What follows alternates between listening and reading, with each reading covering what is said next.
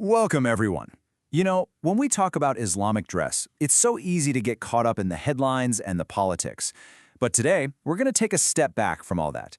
We're going to dive into the why, the core principles, the actual scriptures that shape the idea of modesty for, over 1 billion people around the world. So, to really get to the heart of this, we've got to ask a different kind of question. Forget the headlines for a second. What are the actual foundations of these practices? Where does it all come from? Well, the answer, as we're about to see, is this incredible mix of scripture, key philosophical concepts, and culture too. All right, here's our game plan. We'll start with the absolute foundation, this concept of modesty. Then we'll jump right into the Quranic verses that everyone talks about. After that, we'll break down the dress for both women and men. Yep, men too. And finally, we'll get into the modern-day debate surrounding it all. Okay, let's dive right in. And what's really interesting is that our starting point isn't actually a piece of clothing at all. It's a deep core principle that basically underpins everything else. And that principle is Haya. This is the philosophical bedrock of the whole thing. It's so much more than just what you wear. Think of it as this deep internal compass, a sense of modesty, humility, and dignity that's supposed to guide a believer's actions, their speech, and just how they carry themselves in the world. And this teaching from the Prophet Muhammad, it really gets to the heart of it. Haya isn't presented as some kind of restriction, right? It's framed as a virtue, a spiritual quality that's seen as just inherently good, something that only brings about positive things. Okay, so we had this guiding principle of Haya, but how does that idea get translated into actual scripture? Let's turn to the primary source, the Quran itself, and see exactly where these guidelines come from. All right, so the main instructions, they come from a chapter in the Quran called Surah An-Nur, which, fittingly enough, translates to the light. It's right here that we find the most direct verses about modesty for both men and women. Now this is fascinating, and it's something a lot of people miss. Who does the Quran address first? It's the men, and the very first instruction is an internal one, to lower their gaze. This immediately places the initial responsibility on them to help create a respectful environment. This idea of shared, mutual responsibility, it's absolutely key to understanding the whole picture. Then, in the very next verse, a parallel instruction is given to women. See how it mirrors the command given to men? Lower their gaze and guard one's modesty. And then it adds this extra layer, this guideline about not revealing adornment. So what's the big takeaway here? What this establishes right from the get-go is that this is a system of mutual responsibility. It's not a one-sided street. The whole point, as stated in the verses, is to promote purity, both spiritual and physical. And that's a standard that applies to the entire community, men and women alike. Okay, so with that scriptural foundation in mind, let's clear up some of the terminology. You've probably heard a bunch of these words, and they often get used interchangeably, but they actually have pretty distinct meanings. Let's start with hijab. Now today, when you hear that word, you almost certainly think of a headscarf. But its original Quranic meaning is way broader. The word literally translates to a barrier or a partition. So in its deepest sense, it represents that whole overarching principle of modesty we've been talking about, not just one specific article of clothing.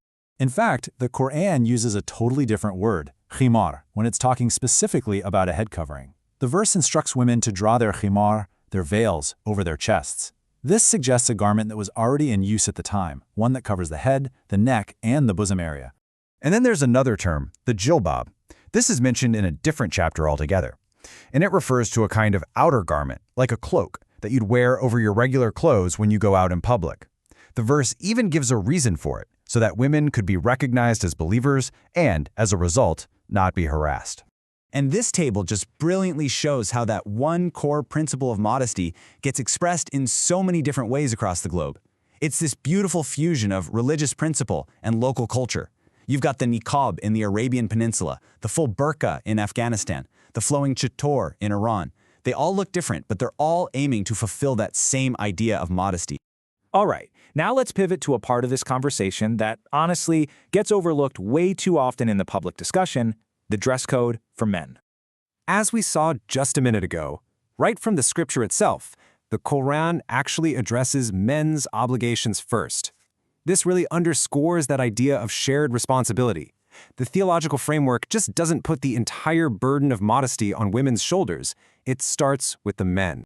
So what is the core requirement for men? Well, it's to cover what's known as the aura. Now, according to Islamic scholars, this is pretty universally defined as the area from the navel all the way down to the knees. And that part of the body has to be covered, both in public and during prayer. But it doesn't stop there. Beyond that minimum requirement, Islamic tradition also encourages men to wear clothing that's loose and not see-through. And there are also some really specific prohibitions, like avoiding pure silk and gold. And you might ask why? Well, it ties right back to that concept of Haya. Those materials are seen as promoting vanity, maybe even arrogance. So the goal is to encourage humility and to avoid trying to show off your status through what you wear. Okay, for our final section, let's bring this all into the modern world. This is where things get really complex, right? It's where we see these ancient scriptures intersecting with culture, with personal choice, and with some pretty significant political debates. And it's important to know that even within Islamic scholarship, there's a whole spectrum of interpretation. On one end, you have a more conservative view that sees these dress codes as very precise, divinely mandated rules that have to be followed to the letter. But then there's a more progressive view that argues, hey, the principle of modesty is what's divinely commanded, but the specific form of dress can be flexible. It can adapt to different times and culture. So why do women who choose to wear modest dress do so? Well, the reasons are incredibly complex and deeply personal. Looking at surveys and research, it's a real mix of things. For a large number, it's a powerful expression of their faith, a direct connection to God. For others, it's a huge part of their cultural identity. Some feel it offers them a sense of dignity and protection.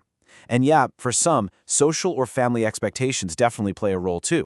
And this right here brings us to the core tension in the modern world, the question of agency, of choice. You've got some countries where dress codes are enforced by the state, which completely removes individual choice from the equation. Then, on the other hand, you have places like France, where certain types of religious dress are actually banned in public spaces. Both of these situations bring up these massive, critical questions about religious freedom, about state control, and ultimately about a woman's individual right to choose for herself. And so, that leaves us right back where we started, with a really fundamental question that sits at the very heart of this entire topic. Is modesty truly defined by the garment you wear on the outside, or is it about cultivating that principle of Haya on the inside?